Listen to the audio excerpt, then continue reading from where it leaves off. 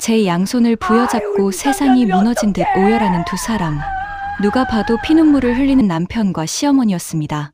내가 시어머니 병원비 대고 남편 빚 갚아주느라 내 청춘뼈를 갈아서 어떻게 모은 피 같은 돈인데 내 시체가 식기도 전에 병원 복도에서 지들 파티 자금으로 계산하고 있다니요. 죽은 줄 알았던 제가 아주 천천히 눈을 떴습니다. 산소호흡기를 거칠게 뜯고 어디론가 전화해서 애기했습니다. 김비서 시작해. 이 기막힌 스토리 지금 시작합니다. 길고 차가운 기계음이 병실을 가득 채웠습니다. 2025년 2월 10일 오후 3시 47분. 마침내 제 심장이 멈췄습니다. 여보, 안 돼. 제발 눈 좀 떠봐. 아이고, 우리 불쌍한 며느리 어떡해. 제 양손을 부여잡고 세상이 무너진 듯 오열하는 두 사람.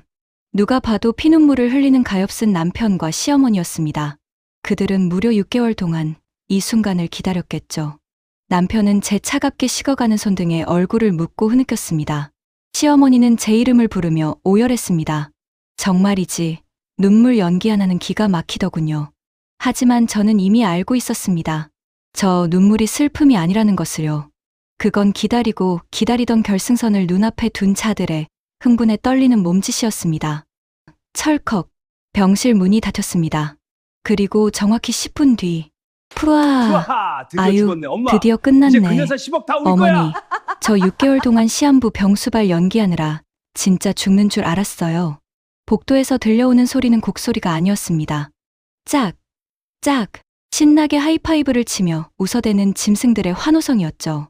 그래도 아들 수고했다. 이제 그년 재산 10억에 건물 2채 다 우리 거 아니냐? 당연하죠. 내일 당장 그 돈으로 외제차부터 뽑을 겁니다. 아 참, 오늘 저녁은 한우 먹으러 갑시다. 어머니, 기가 막히지 않나요? 여러분, 내가 시어머니 병원비 대고 남편 빚 갚아주느라 새벽 2시까지 야근하고 주말도 없이 일하고 밥도 제대로 못 먹어가며 내 청춘, 내 건강, 내 인생에 가장 빛나던 10년을 뼈째 갈아 넣어서 어떻게 모은 피 같은 돈인데 내 시체가 식기도 전에 장례식장 앞 복도에서 지들 파티 자금으로 계산하고 있다니요. 가슴이 갈기갈기 찢어지는 것 같았습니다. 숨이 막혔습니다. 아니, 울음이 나올 것 같았습니다. 하지만 그들은 완벽하게 속고 있었습니다. 스르륵 병실 안. 죽은 줄 알았던 제가 아주 천천히 눈을 떴습니다. 숨통을 조이던 산소호흡기를 거칠게 뜯어냈습니다. 거추장스러운 심전도 센서도 바닥으로 내동댕이 쳤죠. 그리고 침대에서 벌떡 일어났습니다.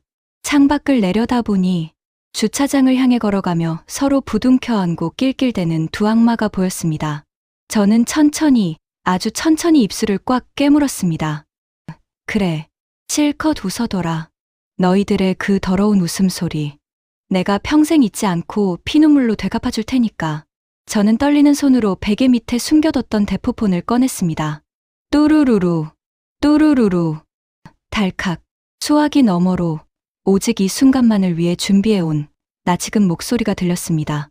네, 대표님. 지시하신 대로 대기 중입니다. 저는 창밖의 악마들을 조용히 노려보며 얼음장처럼 차갑고 또렷한 목소리로 말했습니다. 김 비서, 지금부터 시작해. 달그락, 달그락. 6개월 전 그날 밤. 11시가 넘은 늦은 시각이었습니다. 저는 종일 밖에서 일하고 지친 몸을 이끌고 돌아와 쉬지도 못하고 시어머니가 평소 즐겨 드시는 쌍화차를 끓이고 있었습니다. 시어머니는 소화가 안 된다고, 남편은 배가 고프다고, 부엌일은 늘 제 몫이었습니다. 그것도 종일 남의 회사에서 뼈 빠지게 일하고 돌아온 뒤에도 말이죠. 쟁반을 들고 안방으로 향하던 제 발걸음이 문 밖에서 딱 굳어버렸습니다. 엄마, 그 여자 재산 말이야. 이혼하면 반이나 떼이잖아. 어휴, 내 말이 그 말이다. 10억이면 우리 아들 평생 놀고 먹는데. 그러니까 자연스럽게 사고사. 아니면 병사로 위장하는 게 낫지 않을까요? 그래, 스트레스를 팍팍 줘서 알아서 쓰러지게 만들자고. 마침 그 여자 요즘 과로로 몸 안 좋다잖아. 그냥 확 밀어붙이는 거야. 덜덜덜덜. 쟁반을 든 제 두 손이 사시나무 떨듯 떨렸습니다. 뜨거운 차가 찰랑찰랑 넘칠 것 같았지만 손을 멈출 수가 없었습니다. 다리에 힘이 풀려 그 자리에 그냥 털썩 주저앉고 말았습니다. 여러분, 제 심정이 어땠을지 조금이라도 상상이 가시나요? 그 남자와 10년을 살았습니다. 그의 어머니 수술비가 없다고 했을 때 제 적금을 깼습니다. 그가 사업의 실패에 빚더미에 앉았을 때 제 퇴직금을 내줬습니다. 친구들이 놀러 다니고 결혼하고 아이 낳을 때 저는 새벽마다 혼자 일어나 출근 준비를 했습니다. 꿈도 없이, 내 이름도 없이. 그런데 매일 밤살을 맞대고 자던 남편이 내 목숨값을 계산하며 낄낄대고 있다니요. 숨이 턱 막히고 피가 거꾸로 솟는 것 같았습니다. 하지만 전 바닥에 엎드려 울지 않았습니다. 눈물 대신 지독한 도끼를 품었죠. 그리고 결심했습니다. 내가 죽어줄게. 딱 6개월만. 진짜보다 더 완벽하게. 다음 날 아침 일찍 저는 평소 알고 지내던 유능한 변호사 김비서를 찾아갔습니다. 탁! 간밤에 문 밖에서 몰래 녹음한 파일과 제 모든 재산 서류를 테이블 위에 올려놓았습니다. 김비서는 파일을 듣고 서류를 검토하는 내내 단 한마디도 하지 않았습니다. 다 듣고 난 뒤 그는 조용히 입을 열었습니다. 대표님, 준비됐습니까? 저는 고개를 끄덕였습니다. 김비서, 6개월이면 내 재산 전부, 쥐도 새도 모르게 숨길 수 있겠죠? 물론입니다, 대표님. 완벽하게 신탁으로 돌려놓겠습니다. 좋아요. 그럼 오늘부터 내 가짜 장례식 프로젝트를 시작하죠. 그리고 일주일 뒤, 저는 남편과 시어머니를 대동하고 대학병원을 찾았습니다. 유감입니다. 췌장암 사기. 길어야 6개월 남았습니다. 의사의 무거운 목소리가 진료실에 울려 퍼졌습니다. 물론 김 비서가 미리 담당 의사와 치밀하게 짜놓은 완벽한 가짜 진단이었죠. 아이고, 의사 선생님, 우리 불쌍한 며느리 살려주세요. 옆에서 시어머니가 바닥을 치며 가짜 눈물을 쥐어짜기 시작했습니다. 남편은 제 어깨를 감싸 안으며 흑흑 소리를 냈지만 저는 똑똑히 느꼈습니다. 저를 안고 있는 남편의 등 근육이 안도감으로 힘이 빠지고 있다는 것을요.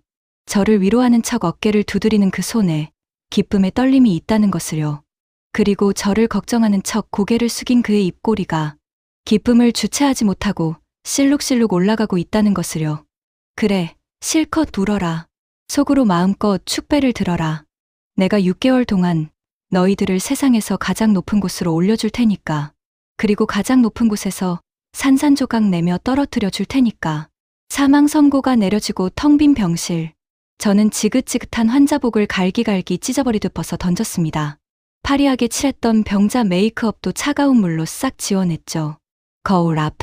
6개월간 피말리며 버텨낸 제 얼굴 위로 도끼 어린 붉은 립스틱을 짙게 발랐습니다. 그리고 옷장 깊숙이 숨겨뒀던 날카로운 검은색 정장으로 갈아입었습니다. 6개월.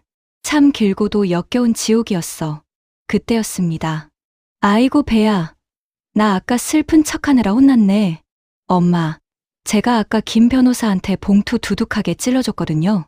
내일 당장 그 여자 건물들 제 앞으로 상속 처리 끝날 겁니다.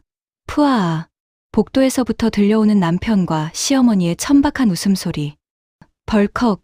기세등등하게 병실 문을 열고 들어온 두 사람의 입이 떡 벌어졌습니다. 귀신. 내가 왜 서 있어. 다리에 힘이 풀린 시어머니가 바닥에 나동그라졌습니다. 침대에 시체로 누워있어야 할 며느리가 검은 정장을 입고 멀쩡히 서 있으니까요. 게다가 제 뒤에는 건장한 경찰 두 분과 남편이 뇌물을 먹였다고 믿었던 김비서가 함께 서 있었습니다. 어머니, 여보. 지옥에 온 걸 환영해요. 여보. 이게 대체 무슨. 김 변호사. 빨리 이 여자 좀 어떻게 해봐. 당황한 남편이 김 비서를 향해 핏대를 세우며 소리쳤습니다. 하지만 김 비서는 남편을 벌레 보듯 쳐다보며 제게 90도로 깍듯하게 허리를 숙였습니다. 서연 대표님, 지시하신 살인 음모 증거 수집 완벽하게 끝났습니다.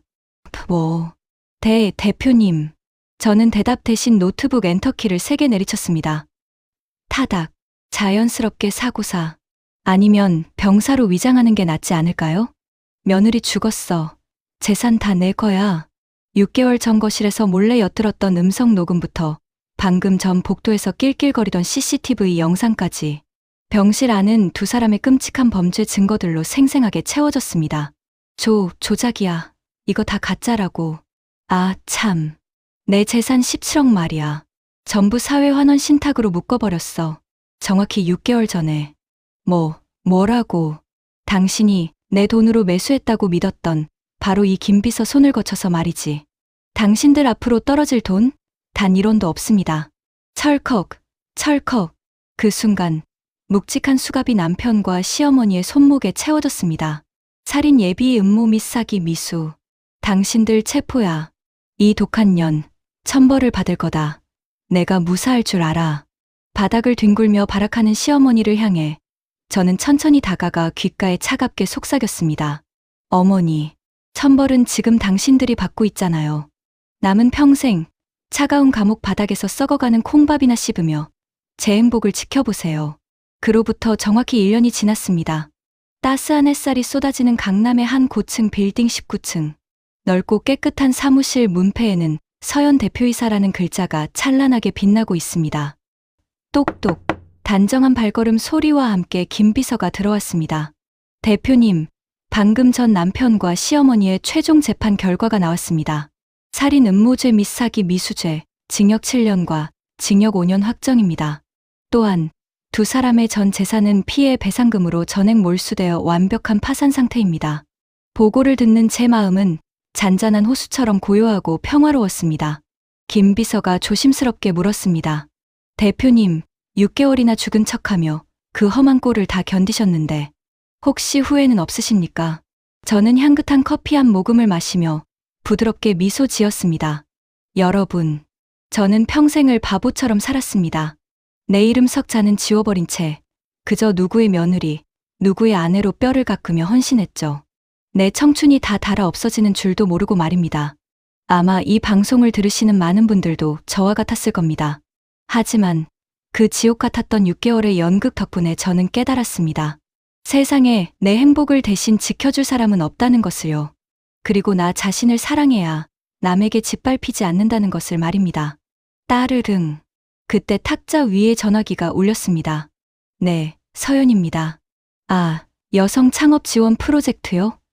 네, 내일 당장 결제 올리세요. 전화를 끊자 김 비서가 옅게 웃었습니다. 대표님이 겪으신 아픔이 이제 다른 힘든 분들에게 큰 희망이 되고 있네요. 드르륵. 저는 천천히 책상 맨 아래 서랍을 열었습니다. 그 안에는 남편과 활짝 웃으며 찍었던 빛바랜 결혼사진이 들어있었습니다. 그때의 나는 정말 행복했을까? 아니면 가족이라는 이름 아래 행복한 척 스스로를 속이고 있었을까? 찍. 저는 미련 없이 그 사진을 반으로 또 반으로 찢어버렸습니다. 툭. 가차없이 쓰레기통에 던져버렸죠. 안녕. 남을 위해 희생만 하던 불쌍하고 어리석었던 과거이나 자리에서 일어나 넓은 통유리 창가로 다가갔습니다. 가슴을 활짝 펴고 깊은 숨을 들이마셨습니다. 들어오는 공기부터가 달랐습니다. 더 이상 무겁고 답답하지 않은 온전한 나 자신으로서의 가볍고 맑은 공기. 저 푸른 하늘 위로 새 한 마리가 자유롭게 날아오르고 있었습니다. 누구의 아내도 며느리도 아닌 그저 오롯한 서연으로서 햇살처럼 환한 미소가 제 얼굴에 번졌습니다. 제 진짜 인생의 첫 페이지가 눈부시게 시작되고 있었습니다. 오늘 서연 씨의 이야기 어떠셨나요? 마음에 와닿으셨다면 구독과 좋아요, 알림 설정으로 응원해주세요. 여러분의 작은 클릭 하나가 사연등불이 더 좋은 이야기를 만드는 큰 힘이 됩니다. 지금까지 사연등불이었습니다. 감사합니다.